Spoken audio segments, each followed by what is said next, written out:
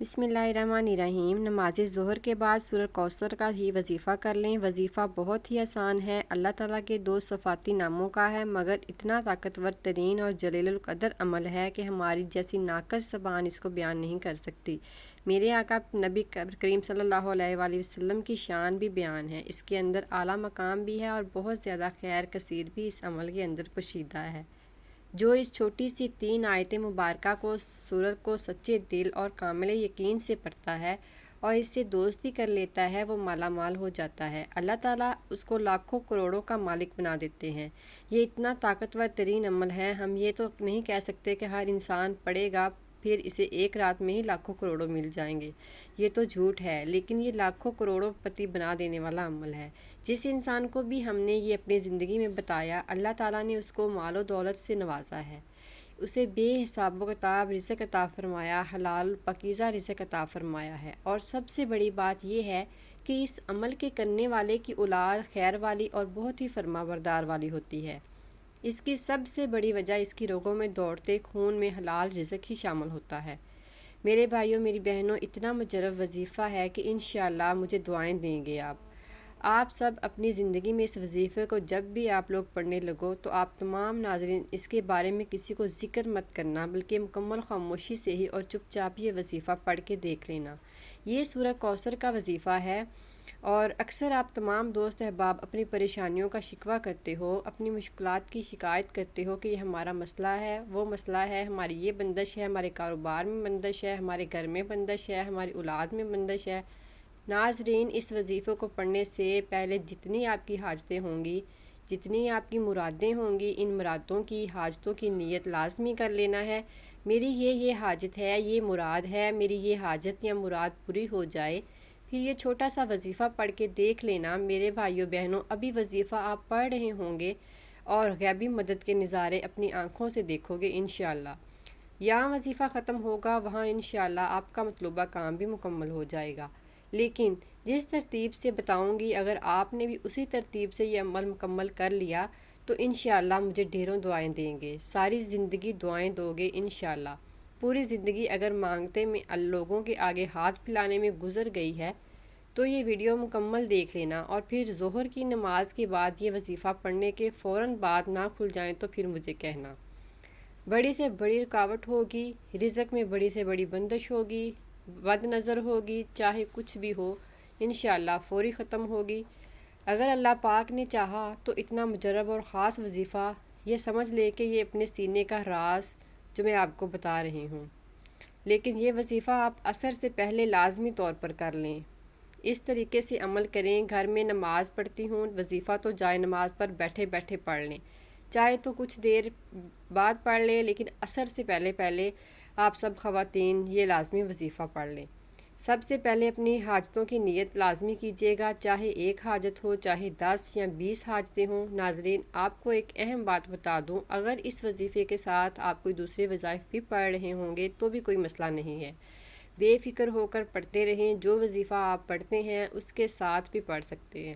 مطلب یہ کہ اگر دن میں آپ نے دوپہر میں یا شام کے اوقات میں مختلف وظائف مقرر کیے ہوئے ہیں تو اس دن آپ یہ وظیفہ بھی پڑھ سکتے ہیں۔ جتنے آپ نے وظائف کیے ہوئے ہیں کوئی پابندی نہیں ہے اس وظیفے کو پڑھنے کی، اس دن آپ جو اور بھی وظیفہ پڑھ رہے ہیں وہ بھی پڑھ سکتے ہیں، مانگنا صرف اللہ تعالیٰ سے ہی ہے۔ ابو سعد خدری رضی اللہ تعالیٰ عنہ کہتے ہیں کہ آپ صلی اللہ علیہ وآلہ وسلم نے فرمایا، جو شخص سوال سے بچے اللہ بھی اسے بچا لے گا، اور جو کوئی دنیا سے بے پرواہی کرے گا اللہ اسے بے پرواہ کر دے گا، اور جو کوئی کوشش سے صبر کرے گا اللہ اسے صبر دے گا، اور صبر سے بہتر اور کشادہ تر کسی کو کوئی نعمت نہیں ملی۔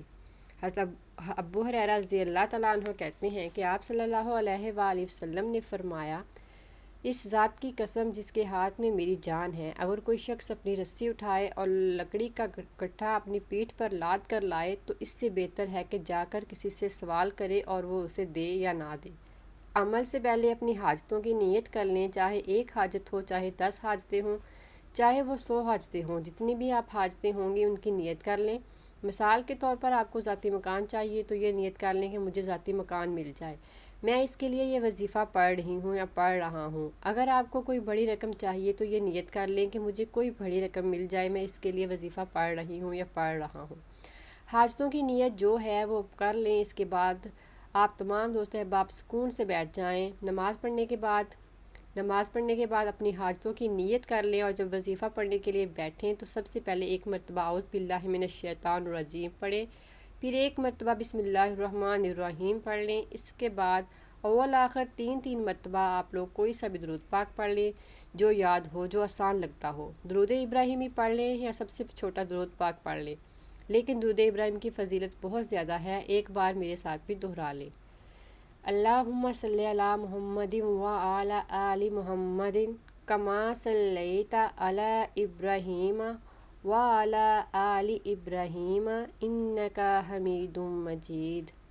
اللہم بارک علی محمد وعلی آل محمد کما بارکت علی ابراہیم وعلی آل ابراہیم انک حمید مجید۔ جب ایک مرتبہ اعوذ باللہ من الشیطان الرجیم اور ایک مرتبہ بسم اللہ الرحمن الرحیم پڑھ لیں اور 3 مرتبہ درود پاک بھی پڑھ لیں، اس کے فوراً بعد آپ لوگوں کو سب سے پہلے 11 مرتبہ سورۃ کوثر پڑھ لینی ہے، یعنی وہ بیٹھ کے درود پاک کے بعد 11 مرتبہ سورۃ کوثر پڑھ لیں۔ انا اعطیناک الکوثر فصل لربک وانحر ان شانئک هو الابتر۔ اس کے بعد آپ کو اللہ پاک کے 2 نام 33 مرتبہ پڑھنا ہے، یا غنیو یا مغنیو، یا غنیو یا مغنیو، یا غنیو یا مغنیو۔ آپ لوگوں کو 33 مرتبہ پڑھ لینا ہے۔ یہ بہت ہی آسان وظیفہ ہے۔